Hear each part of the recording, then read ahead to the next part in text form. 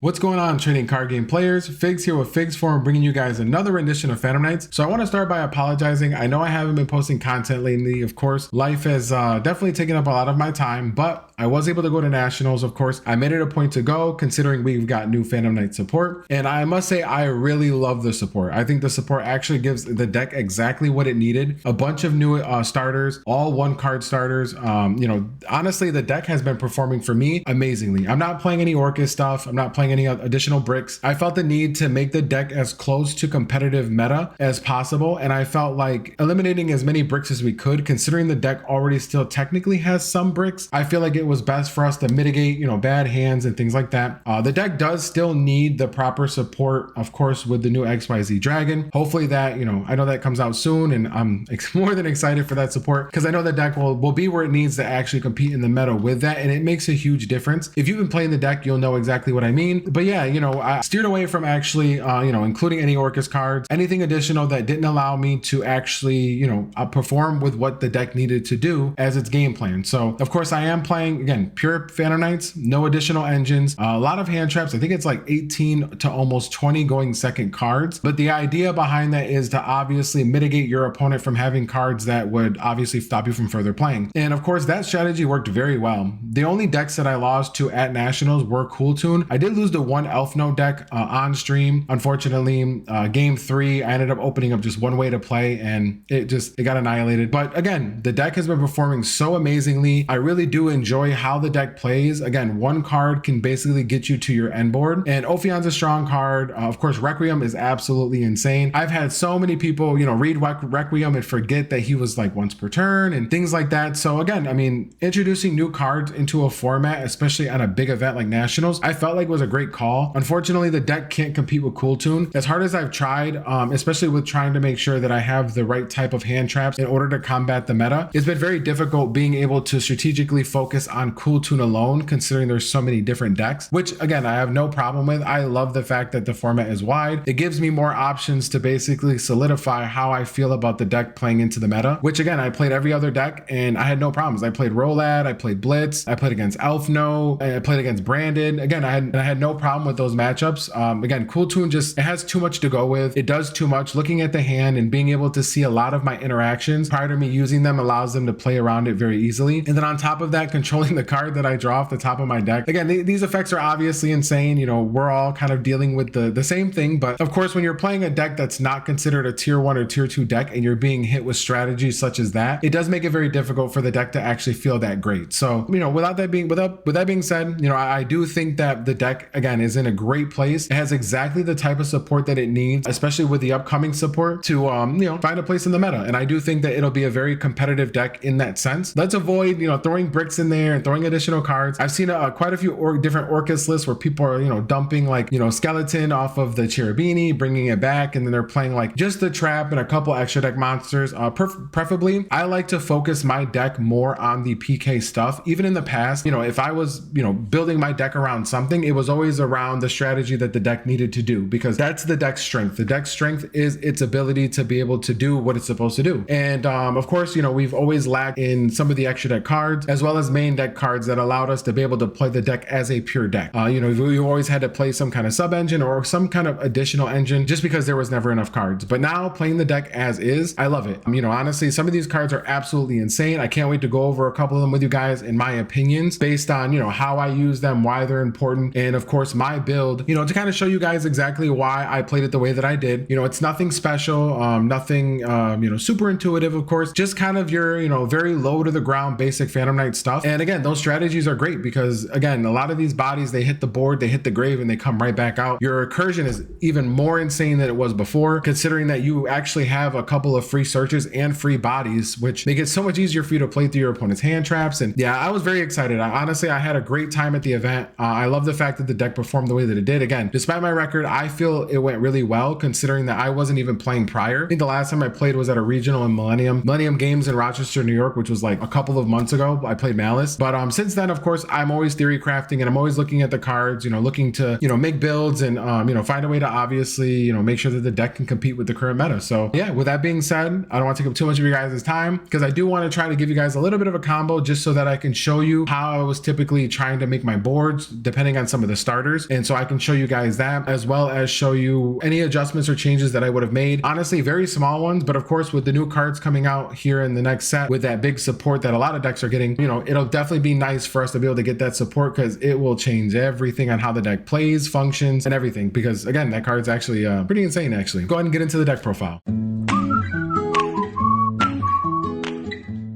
All right, as always, we'll get started with the Phantom Knight cards. I mean, luckily for us, it's pretty much the entire deck, so let's get into it. So we got our 3 Torn Scale. I see a lot of people complaining about the card, saying that it's not as great as the new ones. Some people are cutting it to 2. I think that's crazy. In my opinion, this card actually got better. And because of that, I say that in the sense that, again, it's one of those cards that dumps any Phantom Knight card, which allows you access to additional extension. And it also allows you to be able to actually follow up from particular situations that you can typically find yourself in, because again, his ability to recur, his ability to put cards in the grave has been so important. He's not as great as the other 1-card starters because, again, he's not typically a 1-card starter. He does require you to discard a card. So of course, he's not going to get you to where you need to by himself, but you need him in every, sense of just getting to your end board, because again, he's 2 bodies. He does what he needs to in terms of getting your graveyard set up that allows you access to cards that will typically allow you to continue to play. Because there's so many times where I was getting belled, DD crowed, or either Bish Shield. And again, in order for you to get around that, sometimes you need to put an early trap in grave, which is what I was doing, because you don't need both traps in order to get to your end board typically, at least not all the time. So, again, the fact that we have cards like this just allows us to be able to set up our graveyard to get to those proper channels that allows us to be able to, facilitate our full end board. So 3, I would never drop this down. Again, I see no need to. It's a starter. And of course, in this deck, it's an even greater starter because you have access to more. So definitely wouldn't change that. And then of course, we have 3 of the Decayed Cloak. To be honest, this is actually my absolute favorite card out of all the new stuff. I think this card's insane. The way that it is able to bring itself out by just revealing another The Phantom Knights card actually makes it very, very broken. Again, and then it's summon searches. So you're able to grab a Boots, a normal summon, Torn. Again, depending on what you need based on what's in your hand and what you're able to set up, this card is actually pretty insane. This is one of my favorites. And again, even when I'm setting up my end board and I'm setting up my recursion, this is the card that I'm always keeping in hand, because if I can normal summon it, it's going to be a guaranteed rank 3, or if I special summon it, it's still a guaranteed rank 3. So no matter what happens, this always gets me to, playability on the follow-up. So this card I will definitely keep, wouldn't change it at all. Again, absolute favorite card, and I think it's just absolutely nuts. Then we've got the non-foil, the Phantom Knights Doomed Solaret. Unfortunately, he's a common, but with all the shiny cards that we have now, but again, very strong card, 1-card starter, not the better one. I do like it. I think he's great, especially because he has pseudo options for you to be able to set other Phantom Knight cards depending on what you open and draw, and that's very important. And you'll realize that in certain matchups, you may want to have access to certain spells and traps, whether it be rank up cards or your ability to summon monsters, and he allows you to do that without actually being able to search it to hand, which is important, because if anybody knows, if you've been playing this deck and you were ready for Nats, you would know that he's a very great way for playing under Droll, because a lot of times you're starting off with Cloak, and after that first search, you typically don't even need to even search again, to be honest with you. Everything after that is basically just free cards. And again, Droll doesn't really do much at all to this deck because of Torn Scale, of course. His ability to be able to dump a card allows you to be able to recur him off of other cards that typically don't search. When you're playing it with Gloves and you're playing it with Torn, it makes it so easy for you to facilitate getting to your end board without even having to search, because of Torn's effect, because of Gloves effect. Again, just free recursion and an easy way to play. But this card's actually very, very good. I really like it. Wouldn't change the total as well. 3 Silent Boots. Of course, we're playing the 3 Silent Boots. Again, a card that I would not cut or put to 2. It's a very necessary card. I understand that it's not a starter and it doesn't allow you to play, but it does provide you with extension, which is very, very important. You need to be able to, put another body on the board if one of these are answered. And that is, again, very important, because just like any other deck, you want to be able to continue to facilitate playing through your engine. Him being a dark and him being a Phantom Knight makes a difference, because the new XYZ does only require dark. So you are actually unable to play cards, like Take Tomborg and things like that would allow you to typically get to your end board, because they don't provide you with that full play like they used to. You can still go into things like Cherubini, but removing the fact that you have 2 different options to now get to your end board and only basically tunneling into one just because you decided to play a Wind Extender just doesn't cut it. This card is quite necessary at 3. Again, there's many ways to put a Phantom Knight on board, and even when they remove them, there's still many ways to put another Phantom Knight on board, because we have all these new cards. So again, 3 Silent Boots, wouldn't play less. Again, his searchability me obviously comes up because we're playing a ton of different Phantom Knight cards. And of course, sometimes you may need to search a rank up, or you may need to search a trap. So depending on the situation, you want to be able to have access to those cards. One cloak. I'm only playing one cloak because again, his search ability is not as effective as it used to be. You have decayed cloak, which does the same exact thing, except it only searches a monster as opposed to a card. So we are playing this at 1.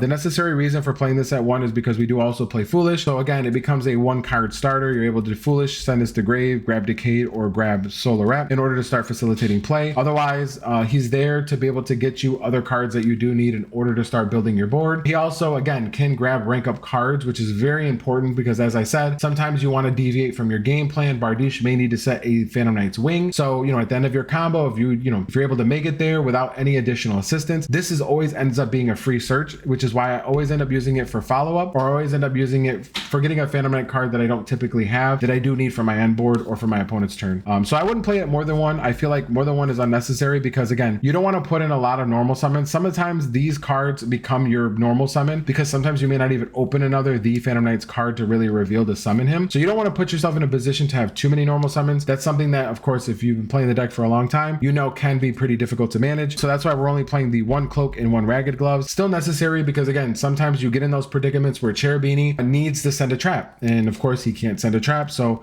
you're always sending it through ragged gloves. Same thing with Bardiche. Sometimes you need to get a trap engrave. And of course, there's no way to just throw a trap engrave other than Torn Scales. So sometimes you have to be able to send gloves to then banish gloves to send an additional trap. So very necessary. I think that nothing changes with the monster lineup. I think this should all remain relatively the same. Even moving forward, I don't think that even with additional support or any other options, you're really eliminating any of these cards just because, again, every single one of them does what it needs to do when you need it to do it. And there's no drawback. There is not a single drawback from any of these cards. Again, some of these can be, all of these can be normal summon to get their effects. Both of these, the new ones, and they can also be special summon to get their effects. So that includes, reviving them at your opponent's end turn, which I did in one of my matches. I was playing against Cool Tune and he top decked a Perulia. So at his end, at her end phase, I ended up actually banishing a trap and summoned a Solarette to set a Phantom Knight wing. So that way I had access to an additional extender and protection playing into their board to avoid one of my cards being popped. So yeah, I mean, again, stuff like that, you find intricate moments to really be able to, set up your board to play through your opponent. And I ended up winning that game because of that.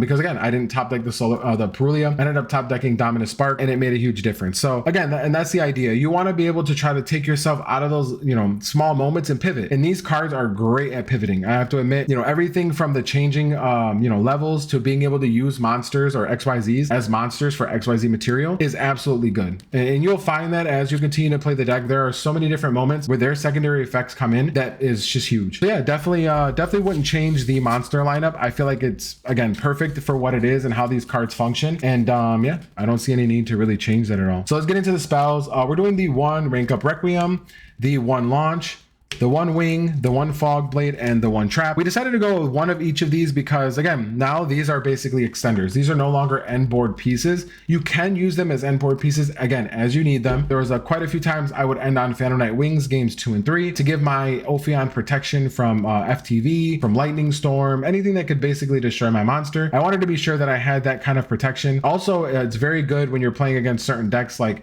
ones that are destructive, like Blitz. You're able to protect your cards from being destroyed. But typically these are now extenders. The rank up launch is for Ophion to be able to summon Ophion during your opponent's turn. You can also do it during your turn by adding it from your hand to your hand with Cloak. Same thing with Requiem. Requiem is just there as kind of an extender. It also sets up your actual XYZ Dragon Requiem, which is a great card. Yeah, but this was a great addition. Again, having a spell card that acts as a monster reborn and gives you the ability to rank up is huge, because a lot of times I played under Cherubini the entire game. I would make Cherubini most of the time as my first monster because Scythe is very fickle. Of course, you hand trap him, you lose the ability to search Requiem, and you lose the body that you would typically get from deck. So I never wanted to sacrifice that. I would rather put Cherubini on the board, know my opponent can't hand trap me at this point, and let them start trying to hand trap my regular Phantom Knight monsters, because those ones are easier for me to just let them hand trap and just keep playing. So a lot of times I would just sit on Cherubini, just because also his protective arrows keep you protected from other effects. So if you're playing against Blitz, if you're playing against Plutun, who plays the Harmonia, you have that protection for your monsters monsters, but also have the protection for Cherubini. So if you have to decide, hey, okay,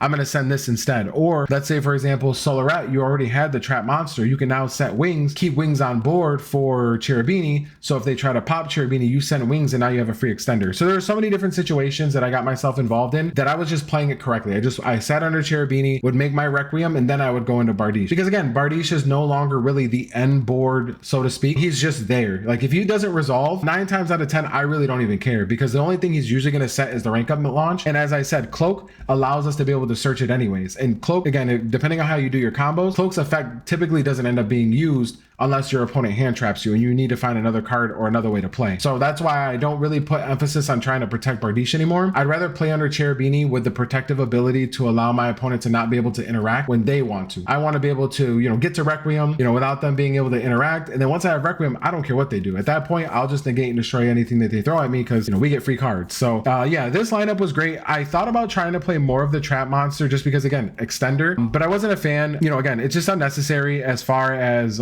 just playing more than one of this, because then you have to find something else to take out and you can't really remove any of these. Even this gets changed to the other spell once we get the new XYZ dragon. So I feel like all of this is perfectly fine. I wouldn't change it. I wouldn't even play an extra fog blade as much as I miss it. I miss the good old days of, setting 2 fog blade pass, but nah, it's just, again, it's an extender now at this point. You might find times where you may be able to put it on the board, but otherwise it's not really necessary. 1 Rhoda, 1 Foolish. So these were ways for us to be able to play, again, 1 card starters. Both of these lead to a 1 card starter option and get you going. So we have to obviously maximize on those. For the PK engine, I want to say it was about 20 cards, so to speak, 22 cards. But not bad. Again, for the PK engine itself, that's great because now we're seeing at least 1 card or 1 way to play every single game without it being, a non-PK card. So absolutely great. Now the rest of these cards are all going second cards. Of course, these are all preferential, but in my opinion, these were the best cards to use in the current meta because of how people were playing in the expected decks that were going to be performing at nationals. I wanted to be sure that I was prepared game 1. Winning game 1 just means that games 2 and 3, you have a little more flexibility to make sure that you find your way to win. So I wanted to make sure I maximized on my ability to interact with my opponent during their turn. And of course, again, decks like Cool Tune, they're so hard to interact with and they're so hard to stop because, again, you can grab from deck or grave and, they just do so much. And I feel like that's why Cool Tune was this deck's hardest matchup because, in a vacuum, this deck comparably to Cool Tune doesn't do as much. So, but when you're looking at this deck, comparing it to the rest of the meta, it does a lot just in the sense that, it's able to basically play around what the other decks are trying to do, whether it's destroying cards or whether it's, trying to get cards in the grave, whatever the case may be, how they deal with your board, you typically, find a way to deal with them with the going second card. So I'll show you guys what I was playing. 1 call by, felt it necessary just because of Fua, Perulia, things like that. Perulia just, it hurts. 2 droplet. Again, it's not a deck anymore. You're really dumping whole hands. You're really just looking to dump maybe 1 or 2 cards, activate a card, chain a card. But again, it's droplet. So I felt it necessary to play. To be honest, I don't think I drew it a single time, which is kind of weird. But yeah, I don't think I ever drew it a single time or really ever needed it. I feel like my hand traps were actually the ones that really put in the work. Same thing with Crown. I really didn't see Crown, but the idea of playing Crown was obviously to deal with Cool Tune. Also, you can OTK through Crown as well, because of course your opponent can still take damage. So you are able to still super buff your board with, Arc Rebellion and then attack over their monster, which is nice. So that's why I didn't mind playing the 2-2 split. I didn't want to go with a 3 flat because 3 droplets is too many, 3 crowns is too many, but I wanted the option to see one or the other, even just for the end board. So we went with these. This was great. Honestly, had no problem with it. Droll, 2 Droll. I went with Droll over any other particular hand trap just because I felt like I wanted to kind of, even the playing field, so to speak. If my opponent was going to play and they're playing something like Cool Tune or they're playing something like Elf Note or they're playing some other deck that just, again, allows them to just grab a bunch of cards, even Blitz, I want to be able to slow you down. I don't necessarily want to stop you from playing, so to speak. I want to slow you down enough so that way on my turn, when I'm playing into your board, I'm not dealing with as much. And that was the idea. Even Striker, this deck is deathly afraid of Sky Striker, and that's actually one of the other decks I lost to was Sky Striker because, again, it's just, they draw so many cards and you have no way of interacting if you don't see Ash. And even the end board, the end board, again, if you can't set up a decent end board with a Droll and Ash in hand or sided in Bell, a lot of times you can't even interact with a lot of the spells that they throw at you because, again, you just don't have any real inherent responses. This deck really lacks spell trap negation.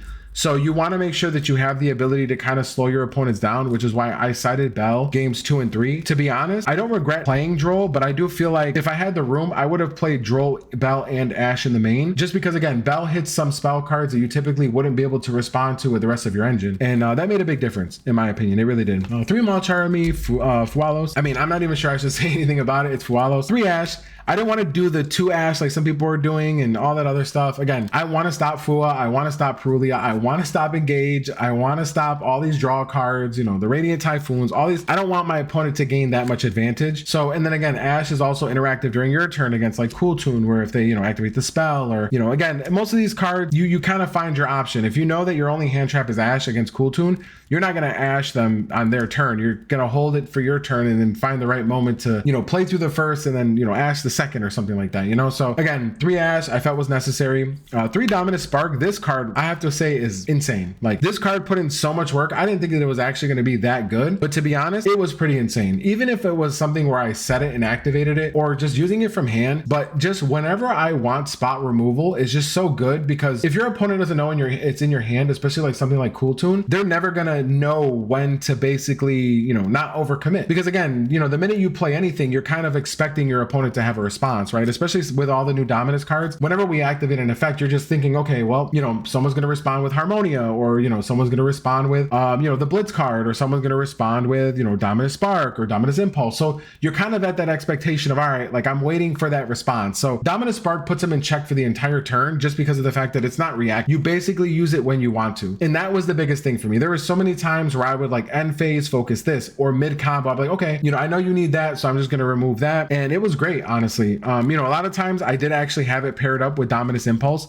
There was quite a few times where I drew them together and it solo won the game, just these 2 cards. Like Impulse just hits some of the nuttiest cards that you just wouldn't expect in those situations. And I feel like these 2 combined are great because you can Impulse something and then Spark, and it feels so free because they don't get an extra card. You know, you may not be able to destroy the original card, but typically most of the time you're impulsing like a spell or something. And then Dominus just deals with the bodies that come after. So together, these cards are great. You know, they're very strong. They work very well together. I would not change these unless I was playing like some other sub-engine or additional cards that warranted not doing so. But otherwise, I was never in a position where I couldn't use other monster effects because the entire extra deck is literally dark and the entire main deck for what you're playing is all dark. So you're never really in a position where you feel like, oh, you know, I've used Dominus cards and I can't do anything. But in reality, I mean, I barely saw Droll, so that hardly ever came up. Same thing with Fua. And, you know, most of the time I have to admit, I saw these a lot. I did see the Dominus cards a lot and it felt really good to do so just because they were very, very strong. Very, very strong. But that's it for the main deck. It is 40, which is, I think, probably like the first time I've played 40 cards in PK in a very long time, especially pure. And I think that's what feels so great about it, is the fact that it's pure PK. It's not, you know, PK with another engine as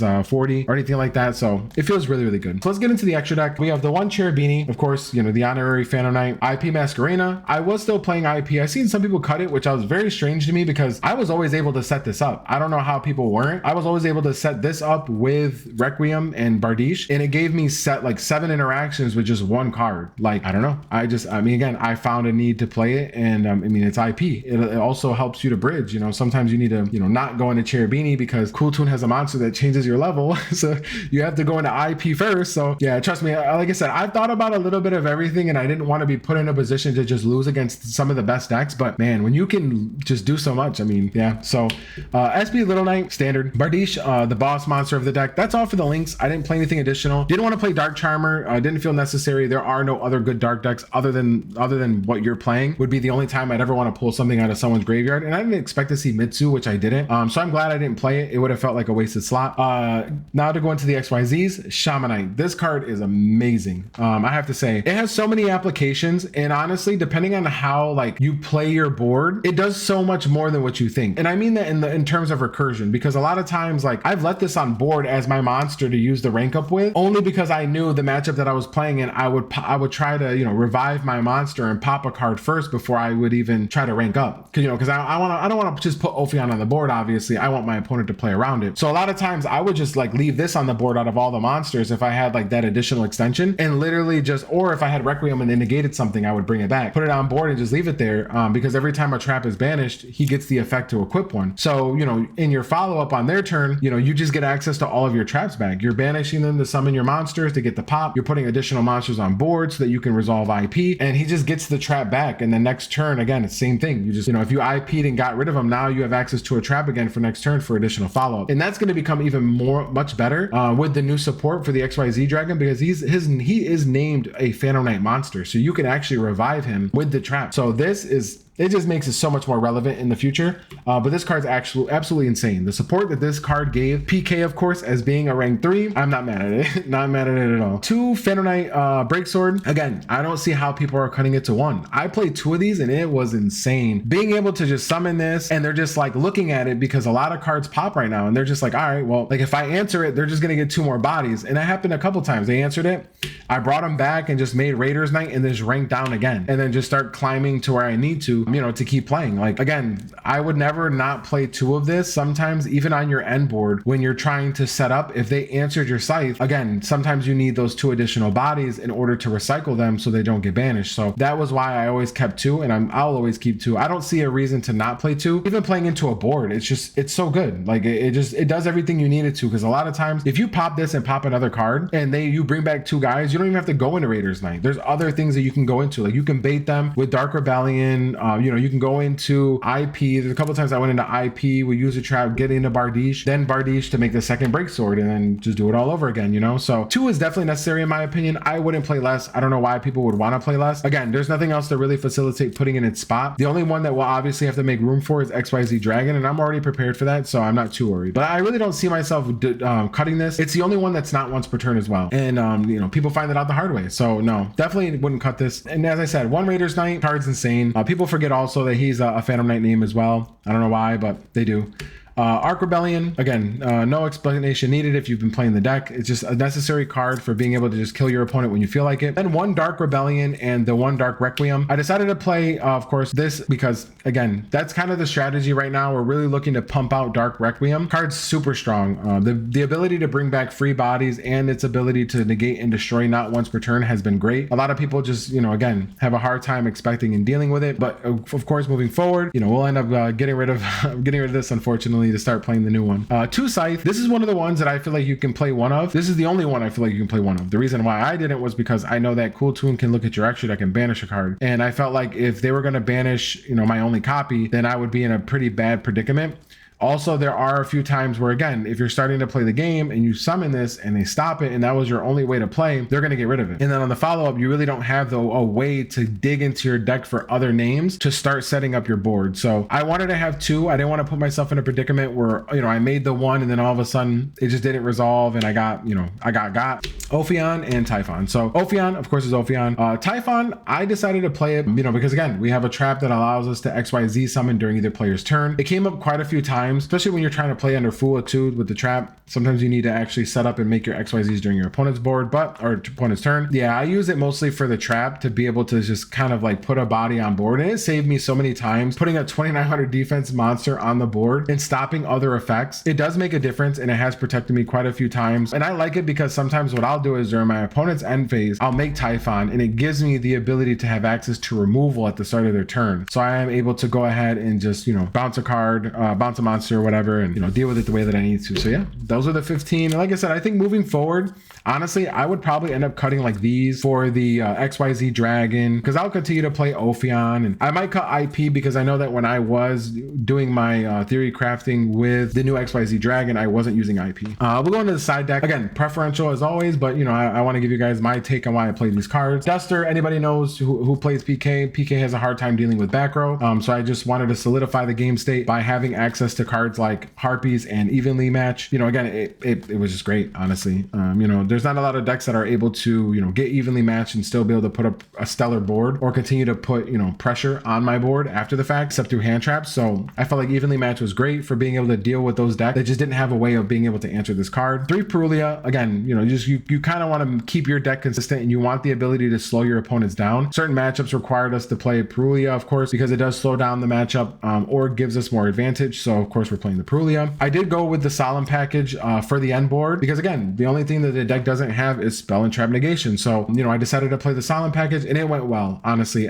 These Solemn cards absolutely came in when I needed them to. I was able to hit things like the Cool Tune Spell, you know, stop cards like, you know, Fallen to the Virtuous, Droplet if they didn't send a trap. Of course, the only thing we just can't deal with still is Super Poly, which, yeah, that's 2 Bell. Again, I feel like I would have considered playing main decking Bell over the Droll, but again, it's Droll, you know, and Bell can hit some pretty niche cards that typically we wouldn't be able to answer to, and I feel like that's why this was so important to at least have in the side, because every game's 2 and 3, I always put it in, even going first, just because, again, Bestials, you know, you want to be able to, you know, at least get control of how your opponent is going to interact, and that's why I said I'm playing under Cherubini. I'm playing cards like Bell that gives me that kind of protection, you know, against like Bestials. I did also play 2 Ghost Ogre because I wanted to, you know, make sure I had enough answers for things in the meta. Ghost Ogre definitely has its merits for what it's trying to do. Of course, in the current meta, that's why they're both mismatch rarities, because I don't ever play Ghost Ogre, and it was probably the least important card in my extra deck. But side deck, I don't think I would change anything either. I didn't miss anything. I didn't feel like, oh, I wish I had that. I feel like everything that was in here was probably what I will probably continue to play moving forward, to be honest. But yeah, that was the deck profile. That's what I played at Nationals. I just want to give you guys a rundown.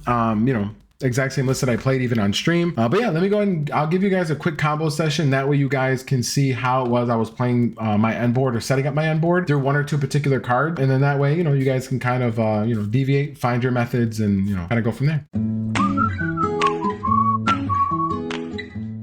Alrighty, now let's get started on the combo portion of the deck. This is actually a very typical hand that I was drawing. Again, three hand traps, 2 ways to play. You know, this is obviously for sake of combo. So typically what I would do is, you know, again, if you have Decayed Cloak, you're always looking to special summon it. So I would reveal the special, grab the cloak, and then from here, I would go ahead and special and make Cherubini.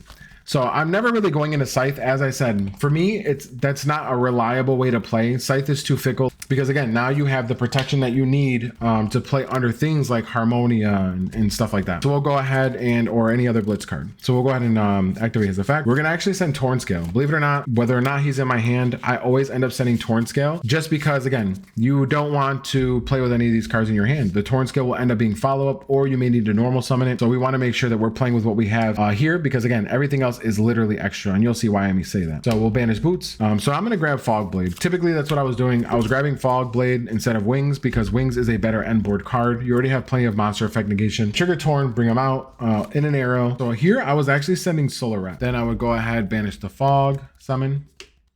Now I would go ahead and overlay these 2 for Scythe. So here's a good spot just because of the fact that, again, what ends up happening is if they hand trap this, you have a normal summon and you're able to go into Bardiche. So you have the ability to basically keep playing like you would need to. So I would rather take the risk here. So we'll go ahead and make sure you detach this one, the Decayed Cloak, because you never know when you're going to need one of these names. And the reason why I send Solarette is you'll see here. I'll summon Solarette here, effect, place the trap monster. Then we're going to go ahead and activate the trap monster. And then we're going to banish this to make them level 4s. So, you know, we're going straight into our game plan of making Requiem while we have Cherubini on board. So we'll go ahead and make Dark Requiem. And again, we're protected here. Go ahead and use Scythe. So we'll go ahead and activate the Requiem. We're going to go ahead and revive a good name, maybe Boots. I said a good name. And then rank up into Dark Requiem. So we can go ahead and we can actually leave it here because we're going to end up moving all this stuff over anyways. So we're actually going to use these 2 to go into Bardiche because we no longer need the Scythe on board anyways. We'll go ahead and make the Bardiche here. That is Bardiche. Set the rank up just to get it out of the way as I showed you before. And then we're going to go ahead and send the glove. That way we have access to the other trap. So in this situation, as you can see, I've never sent Cloak. Again, Cloak is not a necessary thing for being able to set up your end board. So we're going to go ahead and banish that, send the Wings. And again, in this situation, you don't even have to do that. If you really wanted to, actually, you could keep the gloves in here. If you want to use your normal summon, keep the gloves and send the Cloak, because then the Cloak will allow you to do something like that, where you can just keep this in deck, set the Wings, right? Because like I said, you really don't need that. You can normal summon here, overlay these 2. For the Shaman's effect, we'll equip this, and then you can banish this to add your rank up. And so now you have Wing and the rank up, and then you can recycle the Cloak. So you'll banish these 2, bring back him, effects, and then boom, these 2 for IP. The reason why I was going to send the gloves is because it gives you access to the second trap. That way you have access to it, in grave. But if you wanted to do it this way, this is another way that I've been doing it because it allows you to have all of this set up. So now you have access to 2 traps, so you have this as protection for your Requiem. Then you're also able to use it in grave to bring back the Scythe. So if they do have like Bell or they do have DD Crow, you have 2 traps access to bringing him back. If this negates, this can also bring back Shaman. So you do have access to a target for rank up launch. And that's the idea. This was my typical end board. Unfortunately, again, all of our end boards are always going to lose the super poly. There's nothing I can do about that. But at least doing it this way provides you with ample protection. So you're able to use Phantomite Wing to give protection to whatever monster you need on board. And then, of course, if you have an extra body on board, because let's say, I opened up, 2 names, let's say I opened up both the Decayed Cloak plus boots and something else. A lot of times, like you just get here with those plus an extra body. So normally I would end with like Shaman on board, Shamanite, because I didn't use him.